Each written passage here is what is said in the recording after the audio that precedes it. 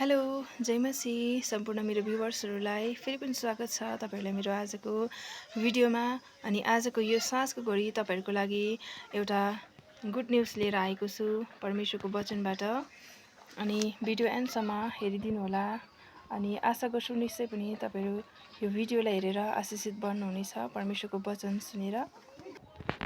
अनि म तपाईहरुलाई के भन्न चाहन्छु भने यो वचनद्वारा चाहिँ आज तपाईहरु कोही पनि है आफ्नो पापको कारणले गर्दाखेरि, आफ्नो अज्ञानताको कारणले गर्दाखेरि, आफ्नो कुनै पनि कारणले गर्दाखेरि आफ्नो परमेश्वरदेखि टाढा हुनु भएको छ भनेदेखि र आफ्नो मनमा ठानिरहनु भएको छ कि परमेश्वरदेखि म धेरै टाढा छु हैन भनेर ठानिराख्नु भएको छ भनेदेखि आजको वचन चाहिँ तपाईको लागि छ।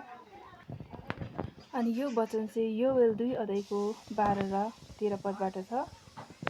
यहाँ के लेखेको छ भन्दाखेरि तापनि परमप्रभु भन्नुहुन्छ, अहिले पनि तिमीहरू आफ्नो सम्पूर्ण हृदयले उपवास बसेर रुँदै र बिलाप गर्दै मतिर फर्क औ आफ्नो लुगा होइन तर आफ्नो हृदय फटाएर परमप्रभु आफ्ना परमेश्वरतिर फर्क, किनभने उहाँ अनुग्रही, दयामा भरपूर, रिस गर्नमा धीरजी र प्रेममा भरिपूर्ण हुनुहुन्छ र विपत्ति ल्याउँदा उहाँ दुखित हुनुहुन्छ। आमेन। आशा गर्छु तपाईहरु यो वचनलाई सुनेर निश्चय पनि आशिषित बन्नुभएको छ।